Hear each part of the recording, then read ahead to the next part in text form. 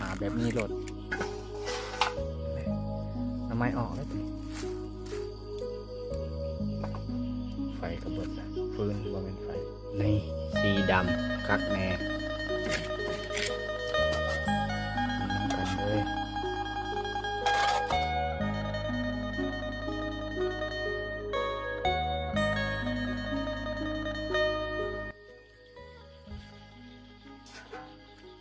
เอาสบายดีทุกคนสบายดียามตอนแรกทุกคนเลยนะวิดีโอนี้ไอ้เจ๊กะนอนหน้าก้าวเขาแล้วทุกคนนะแต่ว่าไอ้เจ๊คงจะกินหน่อไม้ทุกคนก็เลยไปหาหน่อไม้มาฮักเอาหน่อไม้แถวนี้แหละนี่ก็นอนหน่อไม้ไล่ติดกับอันเถียงหน้าเลยตอนนี้ก็18 โมงนะทุกคนฮะนี่โอ้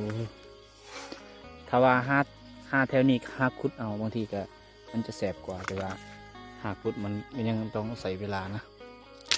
หาแบบนี้โหลดกินทุกคนนะหาหน่อไม้ยามแรงหักเอาหน่อไม้ไล่ได้นี่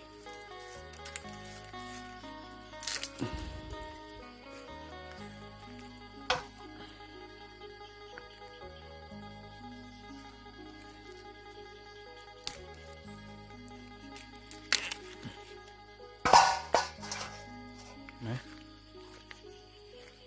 จักอ่อนจักมะอ่อนได้เวลาเขาต้มแล้วทุกคนเดี๋ยวเ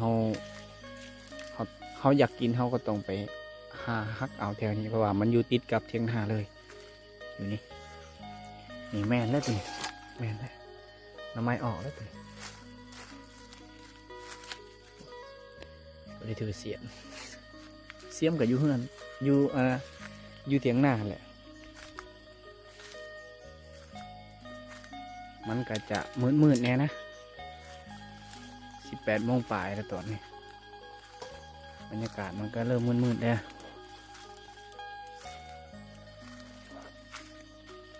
นี่แมนบดตัวนี้ถ้าว่าคุดก็ได้นะ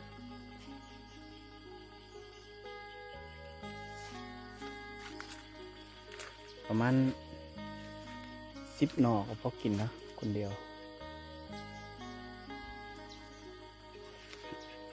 หน่อไม้บงก็เอาทุกคนเลยพักหน่อไม้บงแน่หน่อไ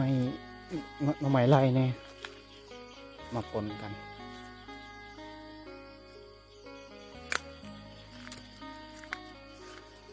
มาปนกันแบบนี้เอา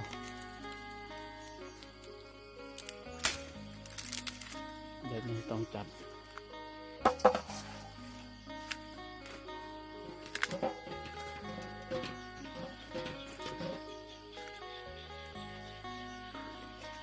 แบบนี้ก็ต้องจัด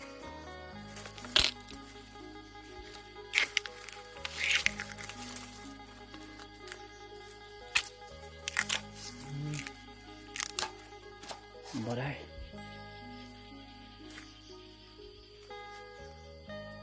บรรยากาศมันมืดเนี่ยนะมืดเนี่ยทุกคนอ่ะมันอยู่สูงเอาวัดเอาแบบนี้เขาก็ต้องใส่เวลาต้มเลยนะเขาก็ต้องใส่เวลาต้มไฟก็ยังบ่ได้ดังไปเขาจะบ่ฟ้าวแล้วถ้าฟ้าวจะมันก็แซ่บ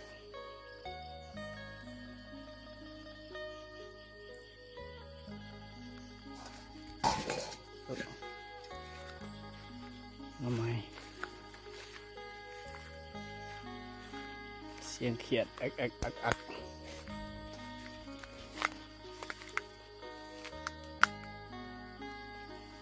ฮะไอเคียว่าพ่อแล้วนะสำนีทุกคนเดียวพอได้กินแล้วเอามาแกะเปลือกออกก่อน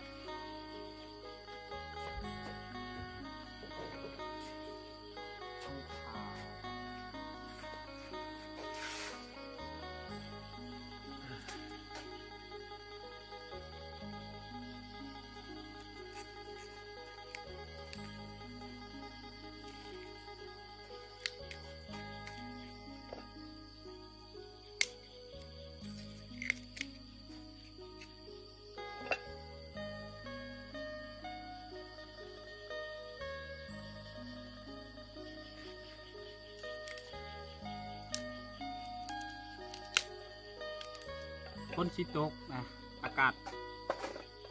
ครึมๆอยู่เลยทุกคนบรรยากาศครึมๆอยู่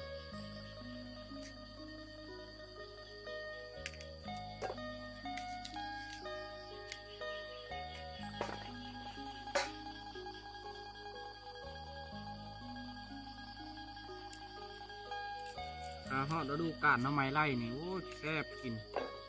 จำแจวอันมักนาวทำบีบใส่มักนาวอยู่ในแจวโคตรคักเลยประมาณเดือน9 เดือน 10นะเดือน 9 เดือน 10อาจจะฮอดฤดูกาลของมันเวลานี้ยังไม่ฮอดฤดูกาลเดือน 9 เดือน 10มันออกมาเป็นผื่น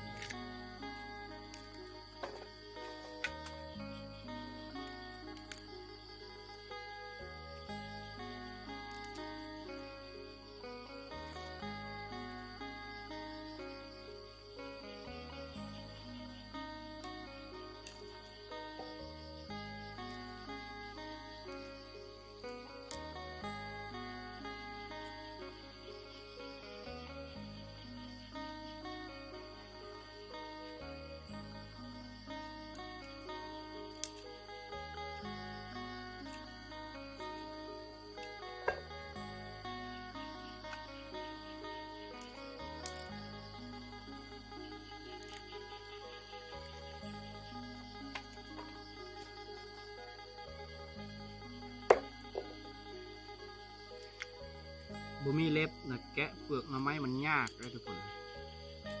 ถ้ามีเล็บนิ้วปูนี่มันสบายดีไอ้เคมีอยู่ที่ว่าในช่วงดำนาไอ้ตัดนะทุกคนเจ็บดิ้นเข่าเล็บเจ็บปวดทรมานเลยตัดออก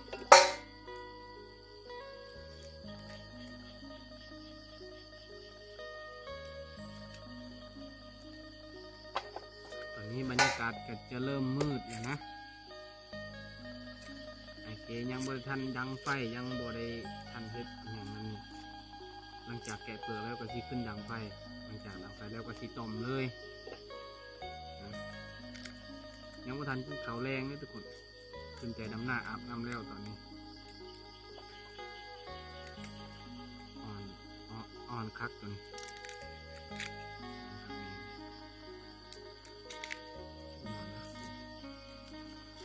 เสียบเลยมันโบราณนะทุกคน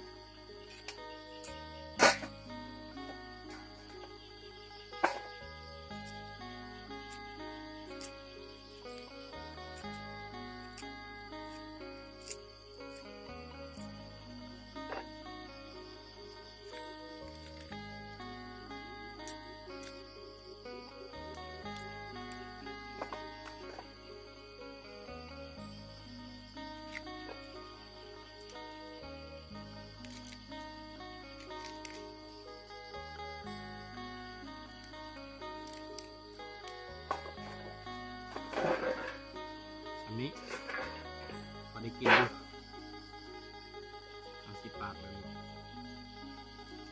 ให้มันชุกไว้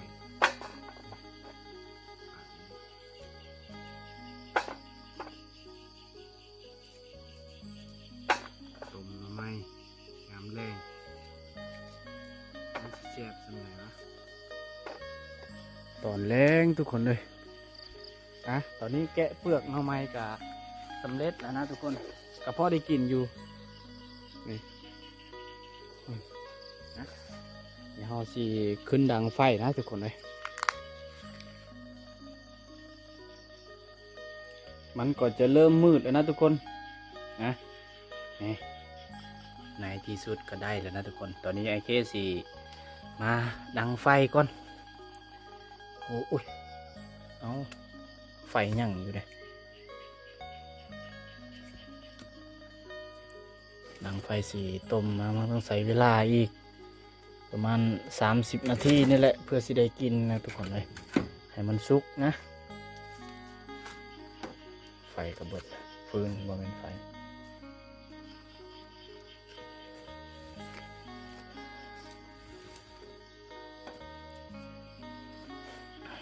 ตัวนี้จะแมนเบอร์สิลงเอาฟืนก่อนไฟก็ลุกเลยนะ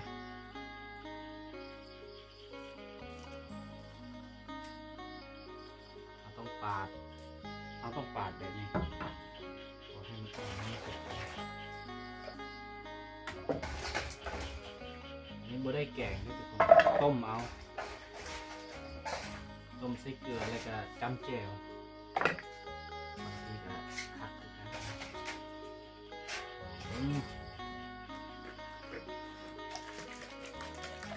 ใส่น้ำลายได้ทุกคนเพราะเขาต้องไปให้มันคดตลอดเลย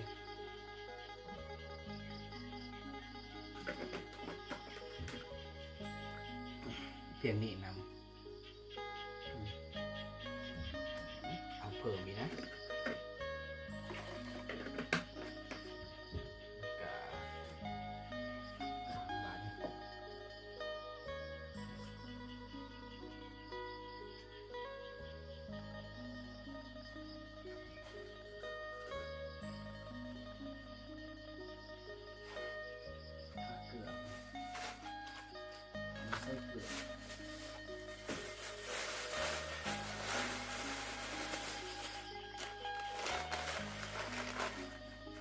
ใส่เกลือลายๆรสให้มันอ่อนทุกคนให้มันอ่อนเลยโอเคเดี๋ยวเอามากินแจ่วตัวนี้เราต้องได้กินแจ่วอัน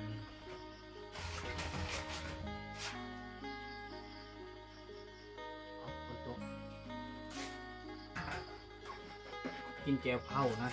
เอาเผาจะจีนะจีเผาประมาณนั้นเลยกระเหลาเลยไม่ใช่กระบอกคนกระเหลาเขาเอาแจ่วยิบนะทุกคนแจ่วที่ยังบดทันซุกเอามาห้อยซื้อมาแล้วเอามาเผานะเดี๋ยวเอาเทกระเซ็ตนะทุกคนดู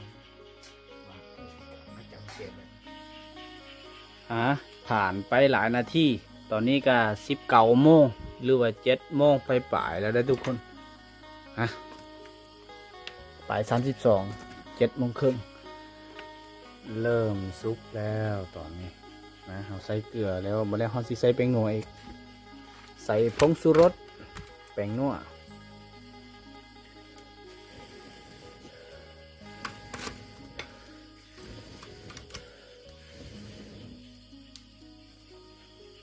นี่วิธีห้อยมักเผ็ดแบบนี้เราต้องเฮ็ดแบบนี้แล้วเราสิมาจี้มาเผาอีกอย่างวันนี้แหละทุกคนนะไฟสายโคมเขาไต่ไปหมดเลยจักหน่วยทุกคนบ่เขานับ1 2 3 4 5 7 8 9 10 11 12 13 14 16 หน่วยเอาไว้กินมื้ออื่นไฟกำลังลุกขักตอนนี้มาใส่แป้งนัวเลยให้มันนัวแน่จักหน่อยแป้งนัวเขาบริถือทงยางแบบนี้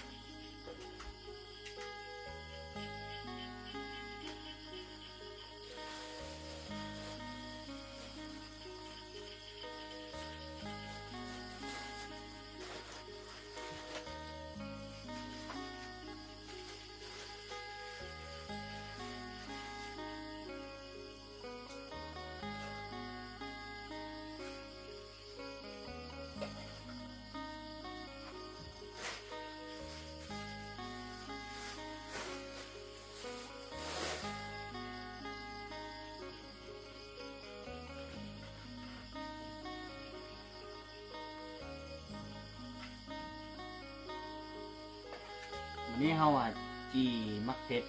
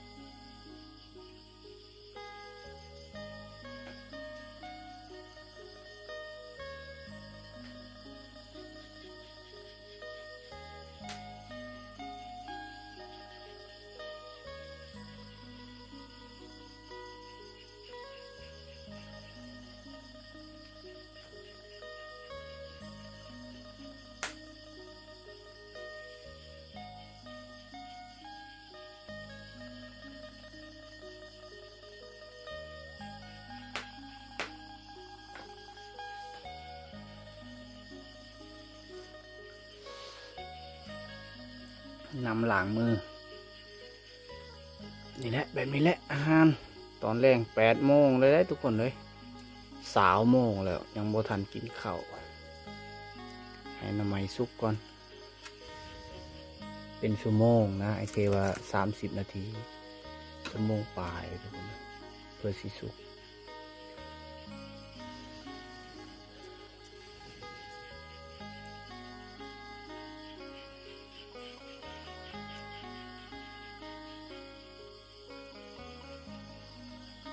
เริ่มสีสุกแล้วบาดนี้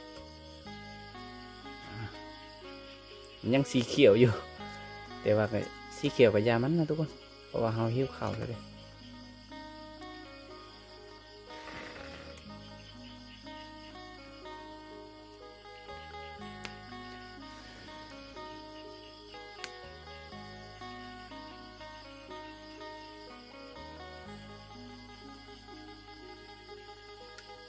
ไม่เนี่ยครับ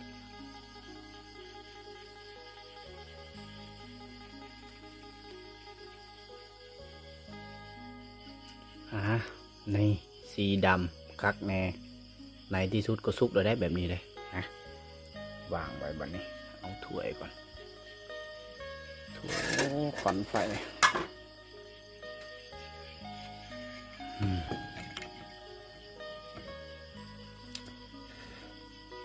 เอาลงแบบนี้เลยอุ๊บหอนทุกคนเลย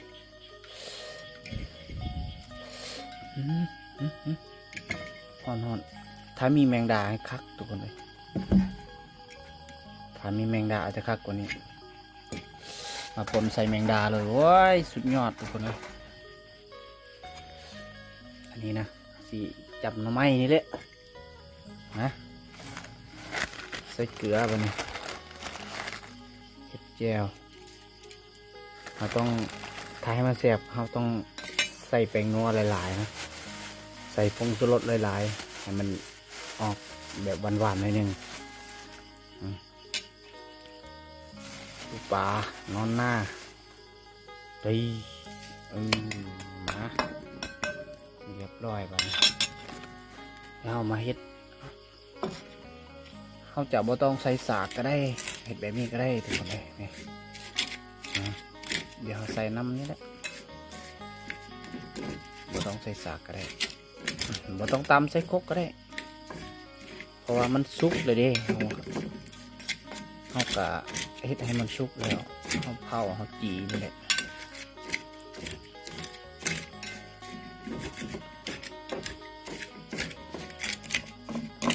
สำนีพอนะเราไม่ต้องเอาแรกลายหรอก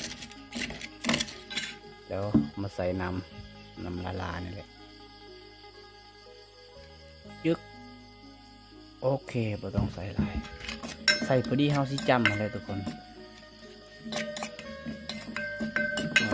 ตามเบิ้งนี่มันเหมาะโลดกับแกงหน่อไม้เอากับต้มหน่อไม้นะโอ้ยเฮาหิ้วข้าวนะฝ่าวนะถ้าว่าบ่ฟ้าวก็ต้องไปหาแมงดาก่อนหาเลาะแถวทงนาเมื่อคืนวานนี้ได้ตัวหนึ่งแมงดาอันนี้นะบ่ได้เรายังบ่ไปหานะซีมเบิ่งก่อนซีมเอามาซีมแจ่วเบิ่งก่อน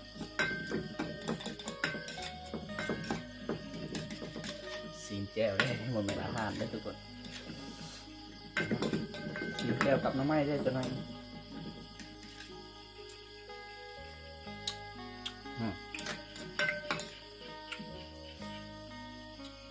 เป็นแต่กินแล้ว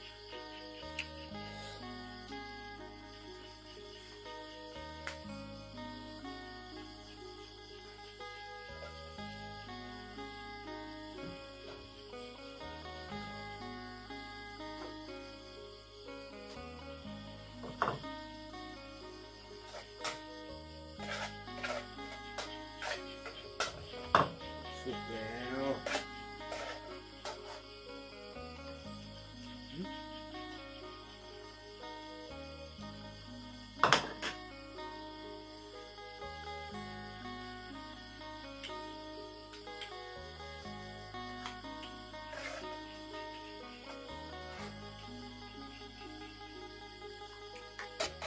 วันนี้หามากินน้ำกันเด้อกินน้ำกันเลยอาหารยามกลางคืนเนี่ยโมเมนต์ตอนแรงเขาต้องเอื่นมาตอนแรงนะตอนนี้ก็19 โมงกับ57 นาทีใกล้สิฮอด20 โมงใกล้สิฮอด8 โมงทุกคนเลยแกงเนาะต้มหน่อไม้ยามแรงก็พอได้กินอยู่แต่มันจะยังออกสีเขียวๆอยู่นะโอเคสันนี้ก็พอกินได้แล้วทุกคน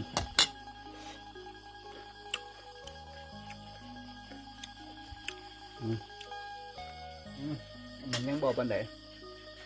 สายเกี่ยวอ่ะน้องเอาหึงนะเดี๋ยวมันก็กินได้ทุกคนเลยทำนี้วางกระดูกไปเรียบร้อยอาหาร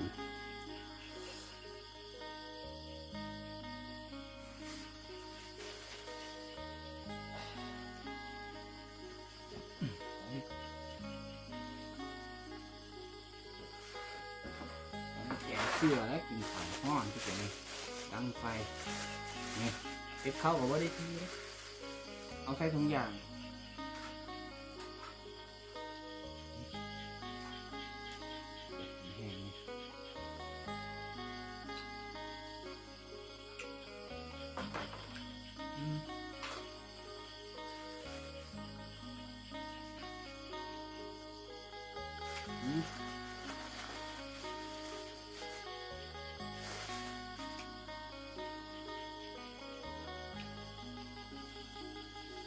จะเข้มเกลือนิดหนึ่ง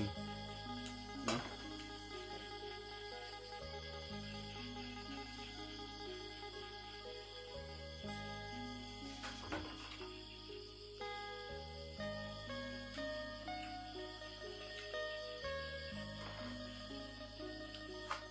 ว่าเขาต้มเมื่อกี้เขาใส่เกลือก็เป็นหนัวอยู่นี่เขาใส่เกลือก็เป็นหนัวเวลาเขากินมันจะออกเค็มๆหน่อยนึงแต่ก็พอกินทุกคนนะเอาวะกินข้าวน้ำกัดนะทุกคนเลยผ่านไปหลายนาทีนะตอนนี้ไอ้เคได้กินข้าวกับอิ่มนะทุกคนกะเกียงบอนนอนนะตอนนี้ก็8 โมงครับ31นะ20:31 นาทีนี่แหละบอนนอนทุกคนเลยจะได้นอนปูผ้าห่มไอ้เสียบริทุสามนะก็เลยจะปูผ้าห่มเขาแบบนี้จะมอดโอ้นะนอนคนเดียวเลยทุกคนเลยอาหารก็ประมาณนั้นทุกคนเลยเจอกันวิดีโอใหม่ทุกคนเลยบ๊ายบายทุกคน